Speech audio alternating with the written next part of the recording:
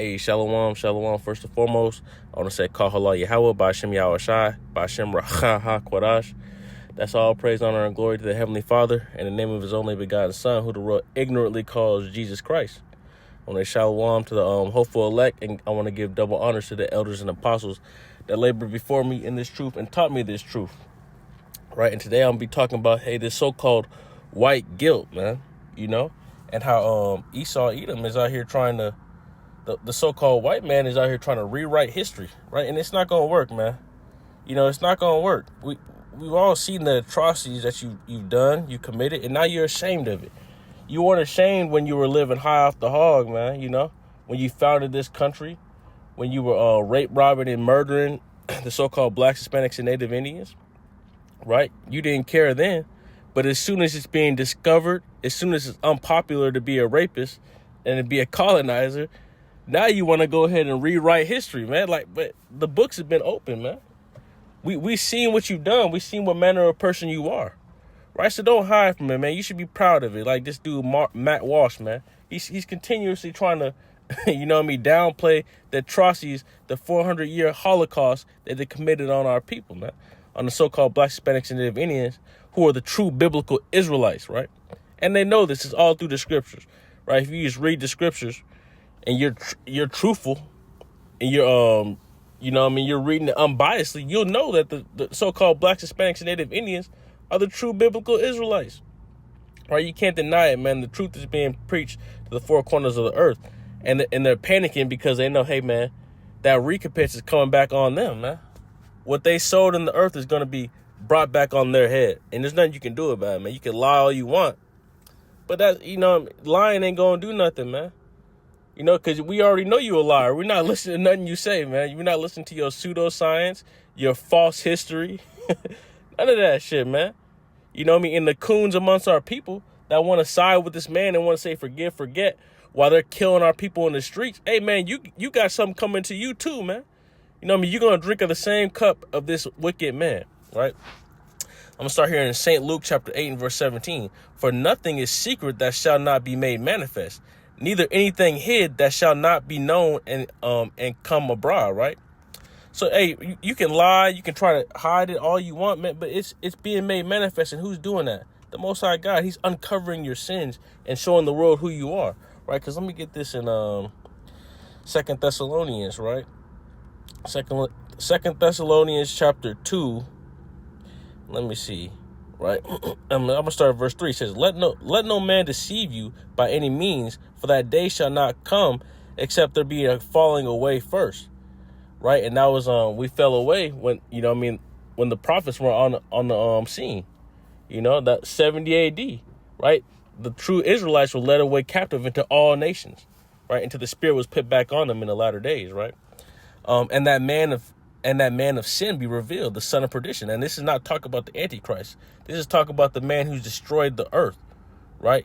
Esau Edom, right? Through his kingdom, he's done that, right? We're going to get that in the book of Revelation chapter 6, right? We're going to get that. Don't trip, right? The son of perdition, who opposeth and exalteth himself above all that is called God or that is worshipped, so that he as God sitteth in the temple of God, showing himself to be God, right? Remember ye not that when I was yet with you, I told you these things, right? Let me jump down to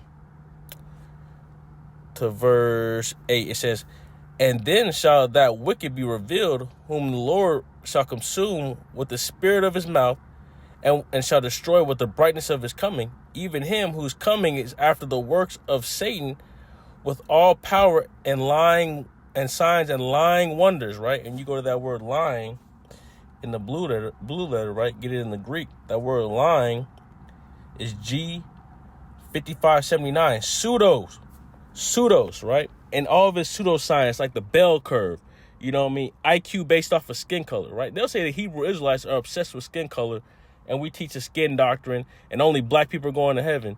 Nah, man. First and foremost, the kingdom of heaven is going to be on earth, right? And every heathen that is not an Israelite is going to be in captivity. Those that aren't destroyed here in Mystery Babylon, which is America, right? But that word pseudos, right? Even if you go to what's this guy's name? Charles Darwin. Pseudoscience. It's all made up. It's all just, you know what I mean, confusion, right? Even this guy Tesla, Nikola Tesla, this guy, they said he fell in love with a pigeon. This is the type of men that you're following and thinking are the wise of the world. No, these dudes are bug outs, right? Verse 10, it says, and with all deceivableness and unrighteousness in them that perish, because they receive not the love of the truth, that they might be saved, right? And you see, our people love this man Esau more than they love the truth, right? We'll be teaching at the camp, and I remember these Christian women came up to us, and we're trying to teach them, right? And then somehow we got on the topic of homosexuality, and we tell them that's against the Bible, and they're like, "What? You think God would care about that?" Completely against the scriptures, man. All about feelings and emotions and love, and they don't even know what the word love means, right? Because love is found in the commandments, right? Love, you wouldn't suffer your brother to go and kill his seed line by being a homosexual. You would rebuke him and say, "Hey, bro, you can't be doing that." You know, you wouldn't steal from your people if you loved them, right? You will rebuke your brothers if you love them and teach them, hey, to keep the law, statutes, and commandments to the best of their ability. That's love, man. Not this fairy tale stuff we got in America, man. That's not real love. That's not true love, right? Going along to get along is not true love, man. So let's get this in the book of Psalms, chapter 28 and verse 3. It says, draw me not away with the wicked and with the workers of iniquity, which speak peace to their neighbors, but mischief is in their hearts, right? And the so-called white man is great at that, man. He's gonna speak peace to his neighbors, but mischief is in his hearts, right? And what's a great example of that? When he came to the natives and they tried to welcome them with open arms, teach them how to farm the land, teach them how to survive over here in America, what'd they do? They rewarded them with smallpox, right?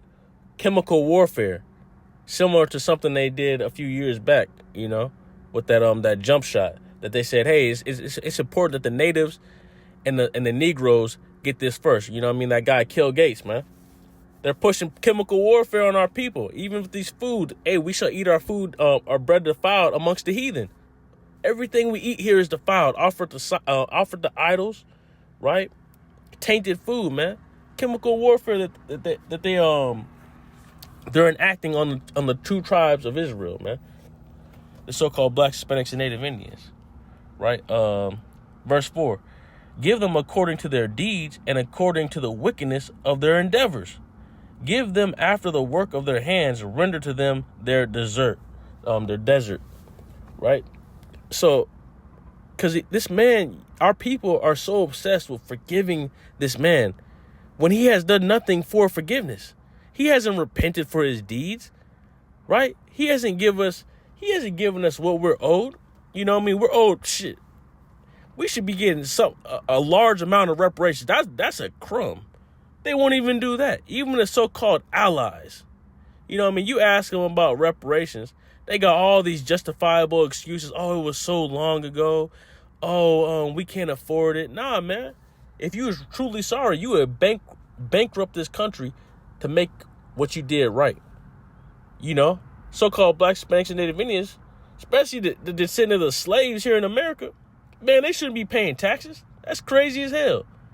They should have their own sovereign land, right? Exempt from taxes, exempt from laws, right? They sort of did that to the natives, but they gave them the worst of the land, right? And even with that, man, their hand is in mischief.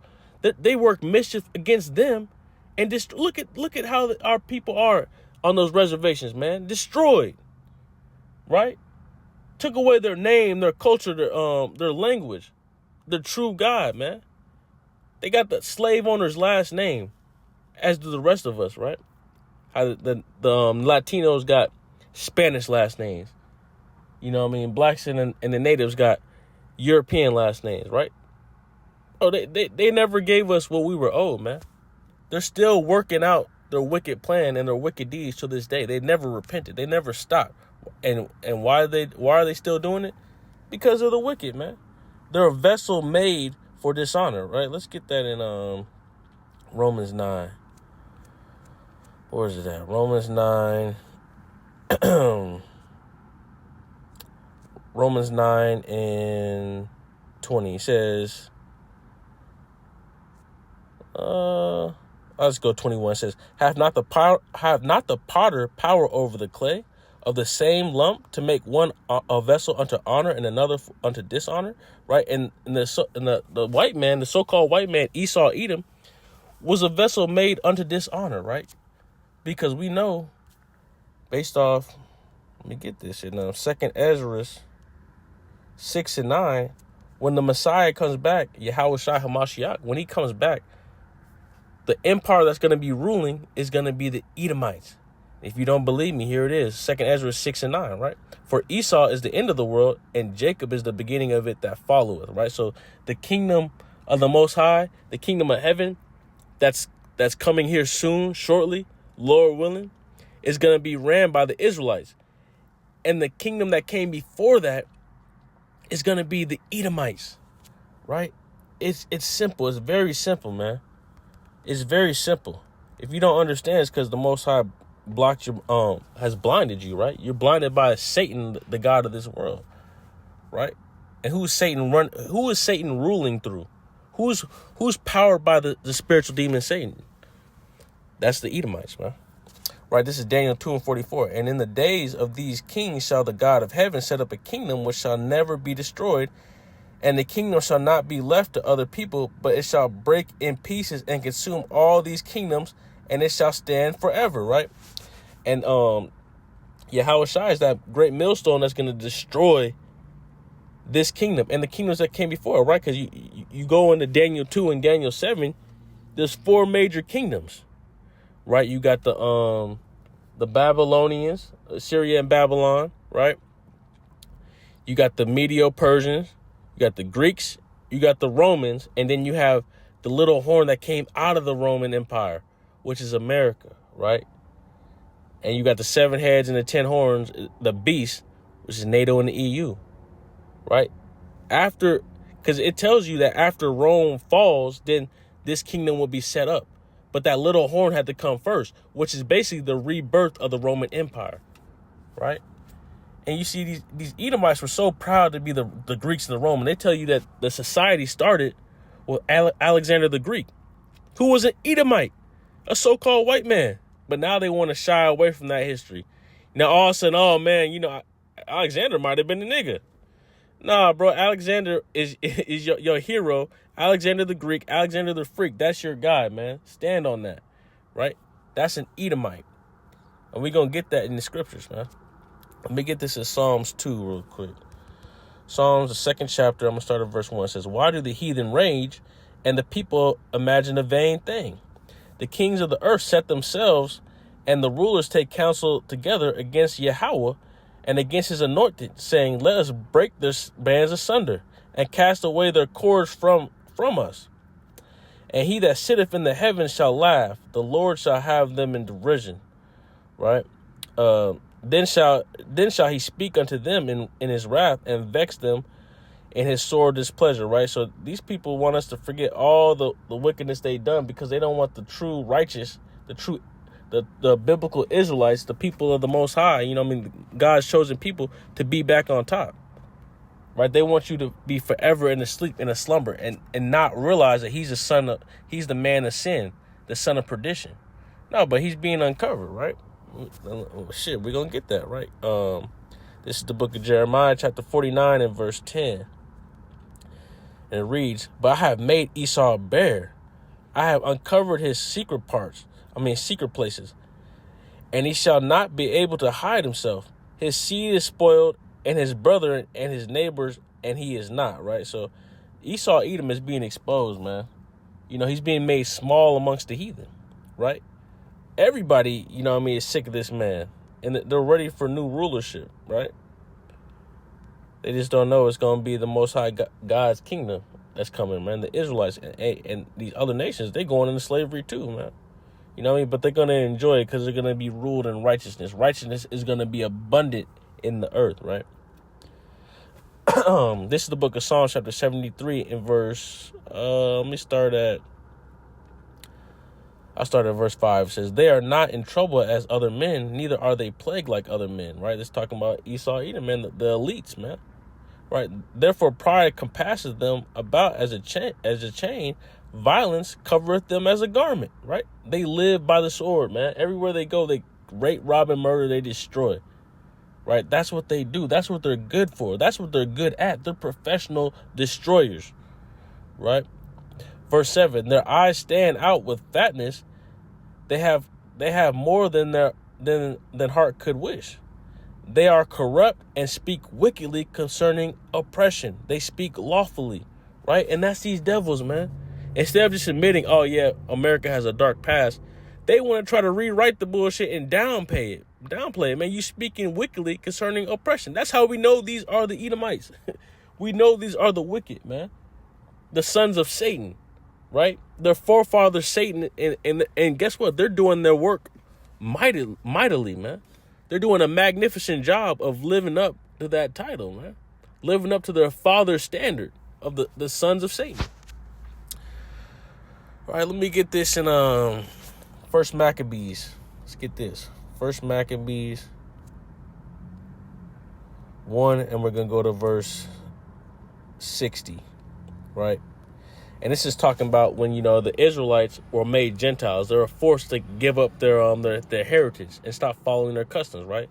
First Maccabees 1 and 60 says, at which time concerning Salakia, at which time, according to the commandment, they put to death certain women that had caused their children to be circumcised, right? Because they were telling you couldn't circumcise your children. You couldn't even call yourself a Jew or keep the holy days of the Most High God, right? That's what this whole book, the book of Maccabees, is about. You know what I mean? The Maccabean kingdom, they rebelled against that and fought back against the Greeks, the Edomites, right?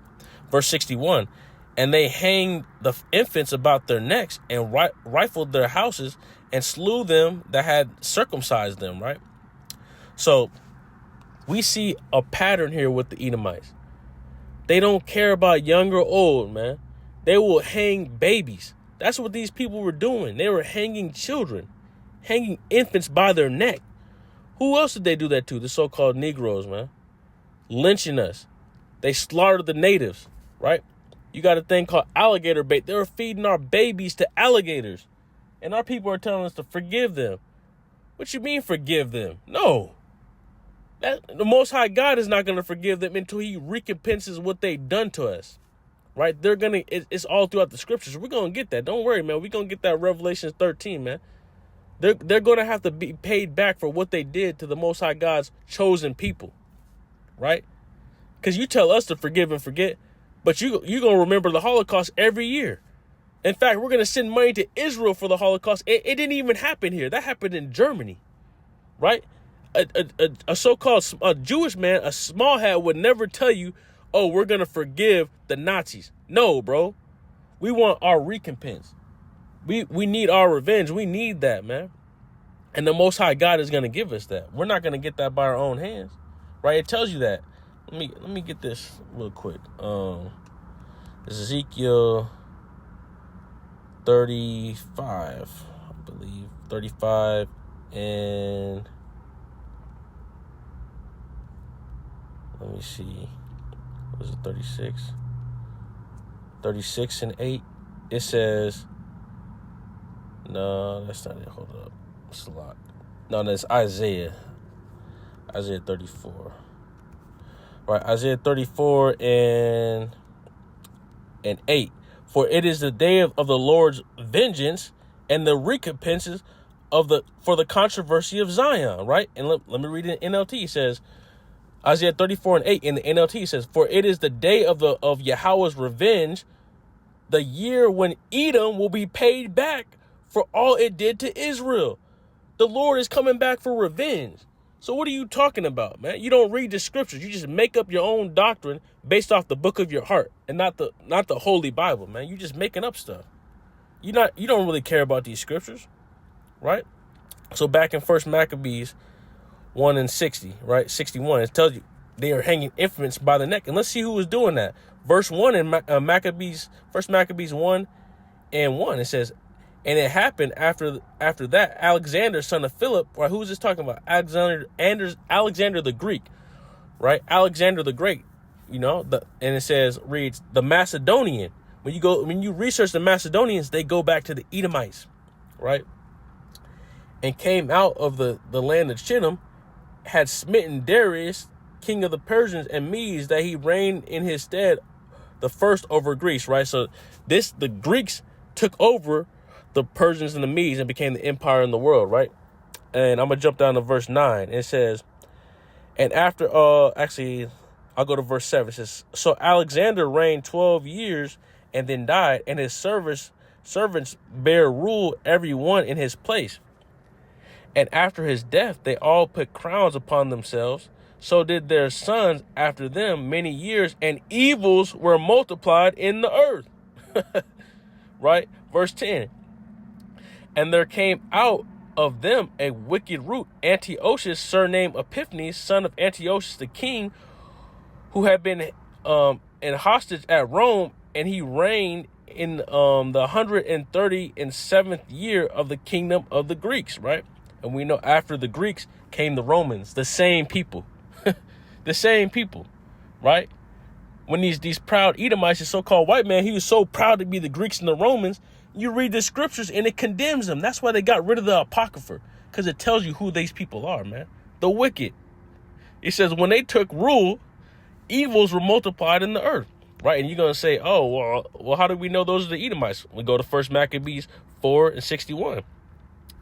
And this is detailing the Maccabees, the Maccabees going to war with this Greek empire. And watch what it calls them here in 1 Maccabees 4:61. It says, and they set there a garrison to keep it, and fortified Bethshura to preserve it, that the people might have a defense against Idumea. Who is Idumea? That's another way of saying Edom, the Edomites, right?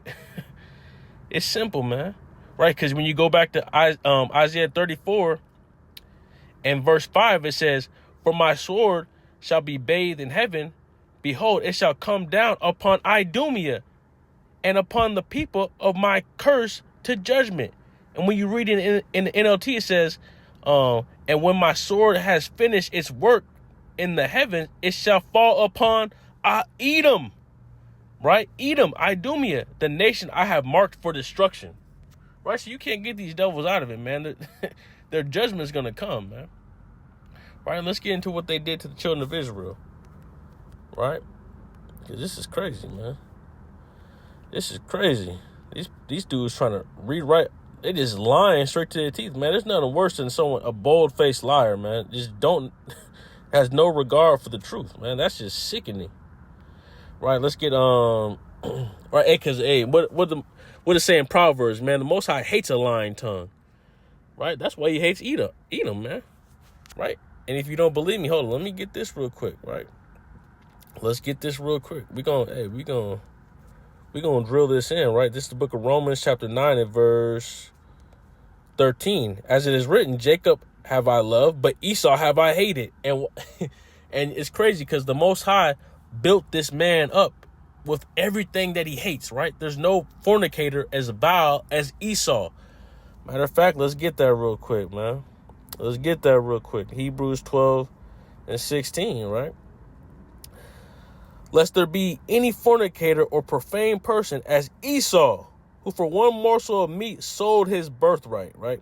There's no fornicator like Esau. That man's wicked as hell. He's the wicked of the world, man. He's the wicked of the earth, right? So let's get back to this Deuteronomy 28, right? This is the book of Deuteronomy, chapter 28, verse 48.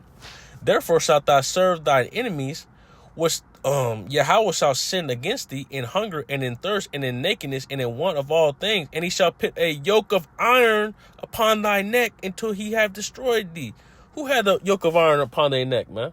You can look it up right now. Matter of fact, I'll probably make that the thumbnail. That was the so-called Negroes, right? And really he did to all 12 tribes, the so-called Black, Hispanics, Native Indians. The true biblical Israelites had the yoke of iron upon their neck, man. You know what I mean? They enslaved us, and they tried to do it till we were destroyed, man. They went above and beyond with the wickedness, because the Most High sent them on us, but they went above and beyond. That's why they're marked for the destruction. They're the only nation that has no repentance. You read the book of Obadiah, it says they're going to be exterminated, right? You know what I mean? They're going to be stubble for a fire, that the northern and southern kingdom are going to gather them together and burn them alive, man. That's the book of Obadiah. Read that whole thing. It's a beautiful book, right? Verse 49, it says, Yahweh shall bring a nation against them from far, from the end of the earth, as swift as the eagle flieth, a nation whose tongue thou shalt not understand, a nation of fierce countenance, which shall not regard the person of the old, nor show favor to the young. And we just read they were hanging babies. These people are known for this. Look at Emmett Till. They're hanging children, man. Killing children, burning them alive, strangling them, right? Bashing their face in. That's what these people are known to do. And you talking about forgive and forget. What the hell's wrong with you, man? You need your brain checked out. You tripping. Right, this is the book of Revelation, chapter 18 and verse 6. It says, this is talking about Mystery Babylon, right? And it reads, I'll start at verse 4, actually. It says, and I heard a voice from heaven saying, come out of her, my people, that ye be not partakers of her sins, and that you receive not of her plagues, right? Because the Israelites are going to be beamed out of here, the 1/3, man. The 144,000 and the 1/3, the elect, they're going to be saved out of here. Our people that are joined to this nation, that want to keep following the ways of Esau, Edom, and his wickedness, they're going to die here, and they're going to be killed with these transgressors, right? Thus saith the Lord, right? Verse 5, for her sins have reached unto the heavens, and the Most High hath remembered her iniquities.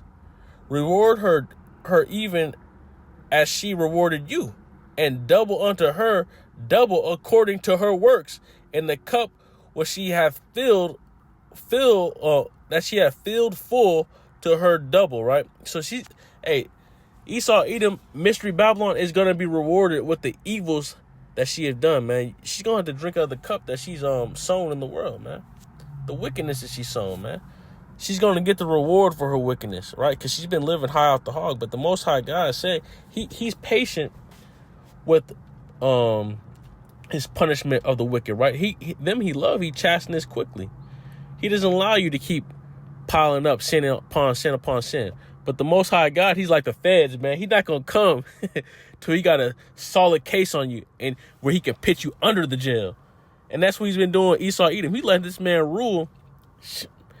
This America's been ruling, more than 400 years. Well, no, I mean, in total, like, they say this empire has been around 250 years, but Esau, Edom, he's been ruling for more than 400 years. You know what I mean? You go to Greeks, the Romans, then the rebirth of the Romans, right? He's had a long time to rule the world in wickedness. But you know what I mean? He's going to get his just deserts, man. Right? This is the book of Numbers, chapter 35 and verse 33. So ye shall not pollute the land wherein ye are, for blood it defileth the land, and the land cannot be cleansed of the blood that is shed therein, but by the blood of him that sheddeth it. Right? So, these so-called Christian nationalists, they're going to read every scripture except the scriptures we reading, man. They're going to tell you to love, do this, show the love of the Most High, and show the love of Jesus, and all this, that, and the third. But they don't keep none of the laws, man. This nation is not built off the righteousness of the Most High.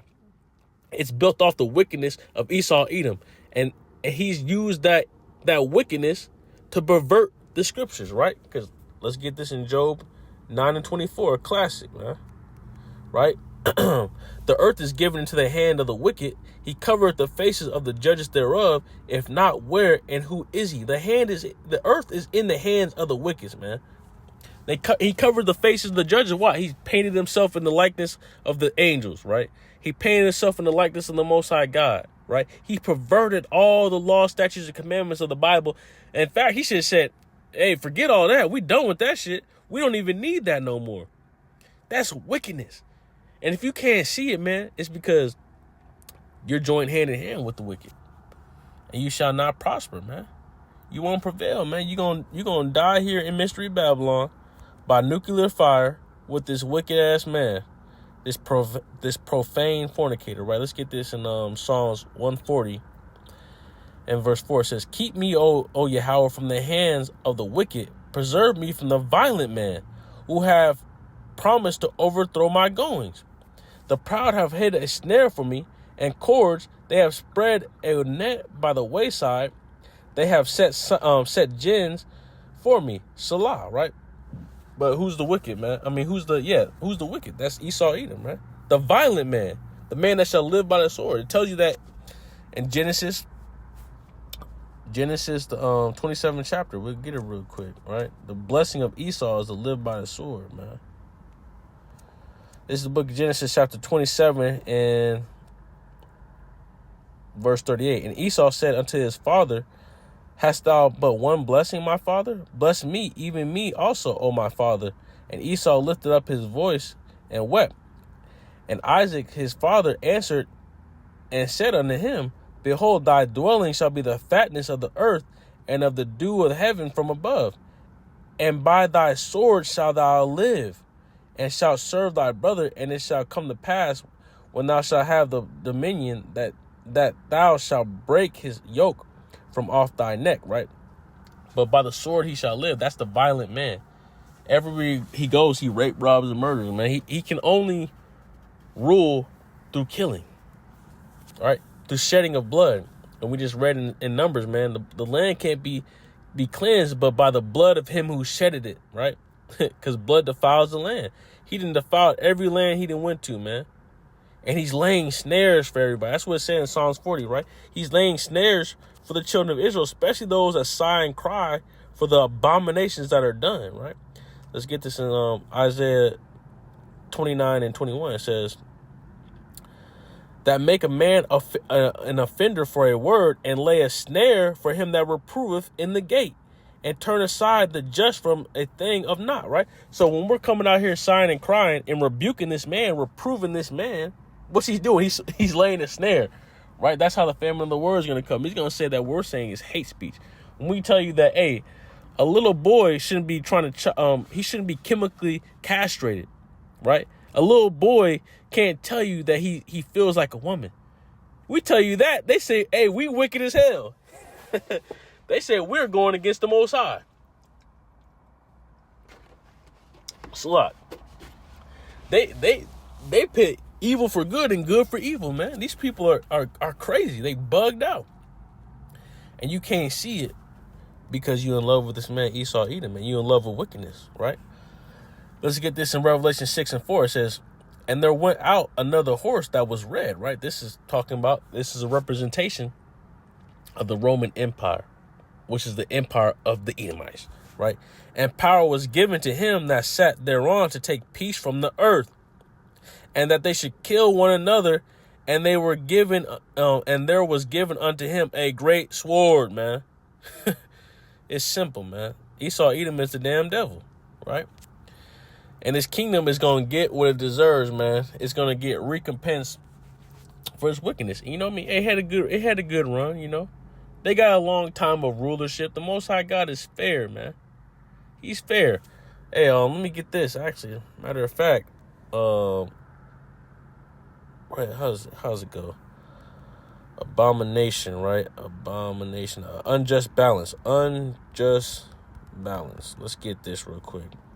Right? Because that's what's wrong with these people, man. The Matt Walshes of the world, the Christian Kirks, or what are the dude's name is? Charlie Kirks of the world. These people, they worship an unjust balance, man. They think they can do all wickedness and just get away with it. They're appalled that people want justice, man. They're appalled, right? Right, so this is the book of Proverbs chapter 11 and verse 1. It says, a false balance is abomination to Yahweh, but a just weight is his delight, right? So, hey, what you reap is what you sow, man. You know, you're going to get back what you've done in the earth, right? So let me get this in, let's get this in the book of Exodus 21 and 16. It says, and he that stealeth a man and selleth him, or if he be found in his hand, he shall surely be put to death. Right? Let's read the NLT. Kidnappers must be put to death, whether they are caught in possession of their victims or have already sold them as slaves, right? And it said right here, it says, if you be found in your hand. Hey, the people, the children of Israel that you stole from the west coast of Africa, right? That you stole from their kingdoms that they were ruling in Central and South America, right? The natives that you stole, that you killed, right, bro? You have to be put to death for that iniquity, for stealing a man, right? You can't just steal him. It tells you right here that you can't do that. Now let's get this in Revelation 13, like promised, man.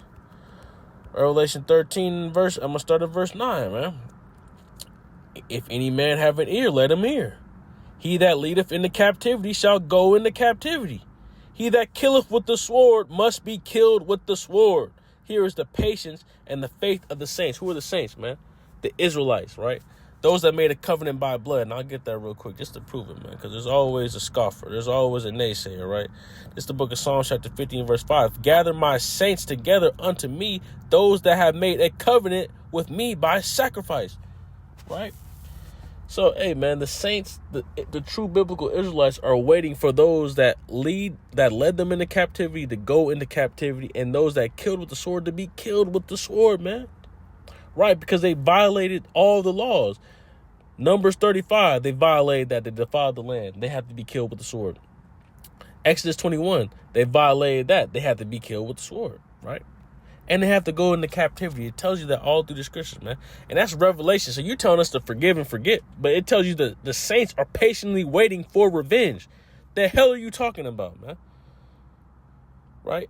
And let's further prove who went into captivity, right? Let's get this in Luke 21:24, right? This is the Messiah speaking. This is red leather, right? This is speaking of 70 AD, right? The falling of the temple. Right, and the Israelites being expelled out of the land, right? This is the book of St. Luke, chapter 21, verse 24. And they shall fall by the edge of the sword, and shall be led away captive into all nations, and Jerusalem shall be trodden down of the Gentiles until the times of the Gentiles be fulfilled. And the times of the Gentiles have not been fulfilled. So who the hell are these people in the Holy Land humping that wall, claiming to be the people, man? With those little small caps on and the weird little curls. Those are imposters, man. Right? The true Israelites are led away captive into all nations, right? And the Messiah is going to be the one to bring them back. Yahushua HaMashiach, right? Let's get this in Revelation 17. I'm going to jump straight to the point, right? This is talking about Mystery Babylon. We'll start at verse 5. It says, upon her forehead was a name written, Mystery Babylon the Great, the mother of all harlots and abominations of the earth, right? This is the last kingdom. This is the last kingdom it's talking about. It's going to fall by the hands of Yahweh, Bashem Yahushai. And who's ruling this last kingdom? We just read the second Ezra. It's the Edomites. Because upon the return of the Messiah, Esau, Edom will be in power. He will be ruling over Mystery Babylon, which is the rebirth of the Roman Empire, right? It's simple. Verse 6, and I saw the woman drunken with the blood of the saints and with the blood of the martyrs of Yahushai. And when I saw her, I wondered with great admiration, right? The saints, who are the saints? The Israelites. The blood of the Israelites has been spilled in Mystery Babylon. Where's Mystery Babylon? America, right? We just read the saints are waiting for those that led them into captivity and killed them with the sword to be recompensed for the wickedness they sown in the earth, man. All right, so let me jump down to verse 18 just to prove that the horror that sits upon the beast is talking about a kingdom, right? It says, Revelation 17:18. It says, and the woman which thou sawest is that great city which reigneth over the kings of the earth. Who rules over the kings of the earth? That's America, right? It's simple, you know. And when you bring this up to Edomites on the streets, they want to deny it, like. You were just proud to be an American, you know what I mean, two days ago. 2 seconds ago, you was proud to be an American. And our military might rules the earth, right? And they'll tell you that the military is in every country for defense. So you got an M16 in a foreign country standing on the corner for defense? Nah, bro, come on. It's so you can pillage the resources. That's why it says in Revelation 6, hey, that red horse took peace from the earth, man. That they should kill one another, right? It's simple, bro. Now, if you read these scriptures honestly, you will understand these things, right? And here's let's deal with something else, man, because people always be like, oh, well, your people, you guys sold each other. Nah, man, we're gonna read this in the scriptures. This is the book of Joel, chapter 3, and I'm gonna start at verse 4. It says, yea, and what have ye to do with me, O Tyre and Zidon? Who's Tyre and Zidon? Right, those go back to the those go back to Hamitic nations. The nation of Ham, we know, is the Africans, right? And every Christian knows this damn near. Well, the Christian scholars will tell you that the land of Ham is Africa. So we know Tyre and Zidon, those are African nations, right? It says, and all the coast of Palestine, will you render me a recompense? And if you recompense me swiftly and speedily, will I return your recompense upon your own head? Because ye have taken my silver and my gold and have carried it into your temples, my goodly pleasant things. Verse 6, the children of Judah and the children of Jerusalem have ye sold unto the Grecians, that ye may remove them far from their border, right? And we just read about a nation from far with the fierce continents, right? This is what happened. The so-called Africans sold the children of Israel to the Grecians, right? It's written simply and plainly, man. You just got to have someone to teach it to you, right? Verse 7, behold, I will raise them out of the place whither ye have sold them, and will return your recompense upon your own head. And I will sell your sons and your daughters into the hand of the children of Judah, and they shall sell them to the Sabians, to a people far off, for Yahweh has spoken it, right? So the children of Israel got sold to the Grecians, and in the land that they were sold, right, he's gonna bring them out, and they're gonna do the same thing to you. You're gonna be sold to the children of Israel. You're gonna be enslaved, man. Right? Let's get let's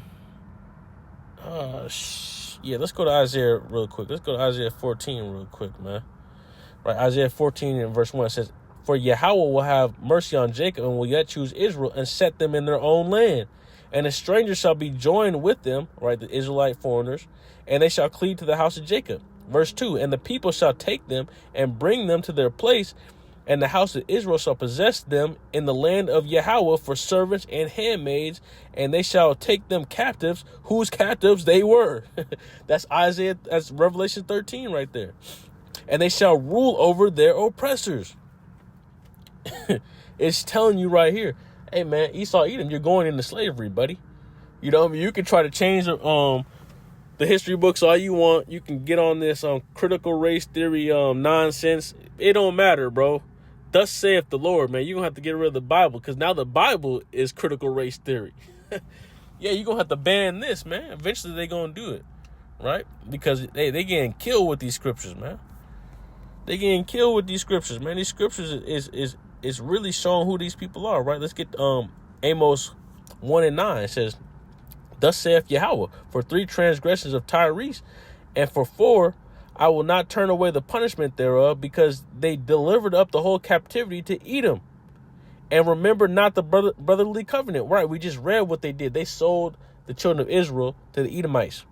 Right, it said the Grecians in Joel. Now it's calling the Edomites here in Amos. Right, verse 10. But I will send a fire on the wall of Tyrese, which shall devour the palaces thereof. Thus saith Yahweh, for 3 transgressions of Edom, and for 4, I will not turn away the punishment thereof, because he did pursue his brother with the sword, and did cast off all pity, and his anger did tear perpetually, and he kept his wrath forever, right? And we see these people still hate us, man. They rape, robbed, and murder us, and now they speak wickedly concerning the oppression, man. That's that perpetual hate, right? Verse 12, but I will send a fire upon Teman, which shall devour the palaces of Basra, right? And let's get this in Isaiah, right? Because this is what the Messiah is coming back to do, right? This is the book of Isaiah chapter 63 and verse 1. It says, who is this that cometh from Edom with dyed garments from Basra? This that is glorious in his apparel, traveling in the greatness of his strength. I that speak in righteousness, mighty to save, right? This is talking about the Messiah. It's saying his clothes is stained red, right? Wherefore, verse 2, wherefore art thou red in thine apparel, and thy garments like him that treadeth in the wine fat, right?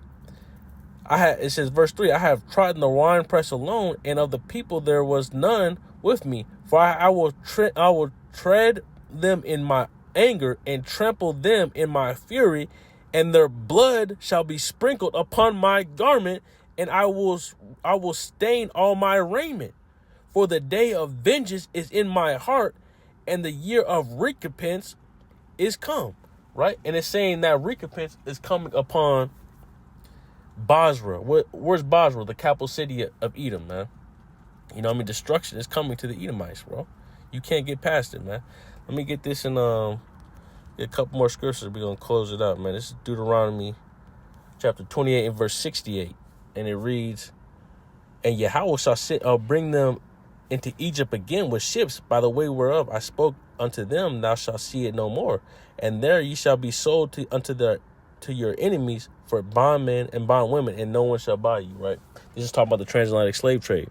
We just proved that, right?